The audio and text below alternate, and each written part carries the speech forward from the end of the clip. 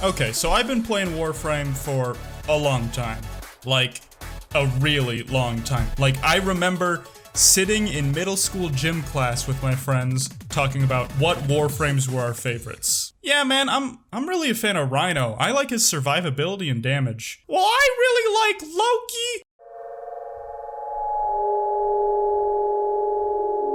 Regardless, for most of my Warframe career, I've been sitting at a point where I have practically infinite resources, and I've essentially reached Bill Gates levels of disillusionment when it comes to acquiring things in Warframe. New quest comes out, I can clear it in an hour. New weapons come out, build them in a flash. New game mode, grind it for anything useful, and go back to hunting floofs. So, because of this, I've decided on the entirely altruistic goal of starting from scratch in Warframe, braving the path of a new player to find out what it's like to be a Tenno starting the game in 2020.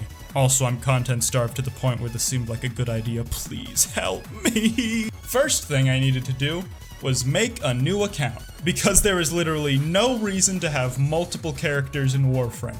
I am a crazy person. I do this so you don't have to. And now I was faced with the second most influential choice Warframe players make: choosing my starting Warframe. The first one, of course, being whether or not they actually want to give up a third of their life force to get invested in this game. I picked Mag, probably on accident. It was at this point that I discovered while graphic settings transfer over from alternate accounts, your sensitivity settings, they do not. So, of course, I then spent a good chunk of the tutorial being unable to aim using the weapons that require high accuracy to use. Evidently, I was a good enough shot, though, to banish Commander Vor to another dimension with just a couple bullets, as well as stapling two enemies, not only to each other, but the wall behind them. Of course, any Warframe player will tell you, the zenith of the game is making yourself look as good as possible, and that's why I completely ignored that facet and used the random option and got Mag Buzz Lightyear. Now, at this point, this was my third time playing through the tutorial, which was 3 times too many. But even though I was trying to get through everything quickly, I tried to destroy a Kubro nest to get one of their eggs. It, didn't go too well. I quickly remembered that experience was given in incredibly small amounts early in the game. So I figured if I was able to get enough stealth kills, it should drastically reduce my time spent grinding, increasing my experience exponentially to the point where I don't have to grind as much, and, well, there goes that plan out the window. A cool thing about starting out again like this was that I got to see some players who were probably actually starting their Warframe journey for the first time. Like this dude, he's probably just getting into things, probably just starting the mission, and Oh, he's not moving. I think he's AFK at the start of the mission. Oh, well, that's fine. It's not like there are going to be any doors that require 2 people to open them, and there it is. It was at this point that Vor tried to hack my mag and take it over, presumably to steal it and use it as a garbage disposal, or maybe a coat rack. But since I already installed Protogen antivirus on my Warframe, I blocked it with my cyber skills before he could even finish his monologue. After this, Vor got mad and complained about me embarrassing him in front of his queens, which, honestly, sounded kinda like simp talk to me. So I tracked him down and stapled him to a wall with my bow and arrow. Boom. Tutorial over. You know what that means. Realizing I have absolutely no money, and realizing this whole ordeal might take a lot more time and a lot more grind than I originally assumed. Whatever. My journey back to the top had to start somewhere. I entered my first real mission and got ready to defend the cryopod from enemy assault. My teammates said they wanted to stay in the fight for 20 whole waves. 20 waves? By my calculations, the enemies would be exponentially stronger at that point. I'd be torn through like rice paper, and my weapons would be completely ineffective. Fortunately, I am terrible at math. You see, for the low price of 25,000 credits, I picked up this nice little number called the Strun, a shotgun that should honestly be classified as a weapon of mass destruction. I hadn't even been able to upgrade the thing at all, and it tore through all these enemies regardless. Other than that, the whole defense mission was a pretty uneventful 30 minutes, up until the point where I found a rare streamline mod and marked it for my teammates, because I am a true homie. Additionally, I learned the terrifying power of Mag.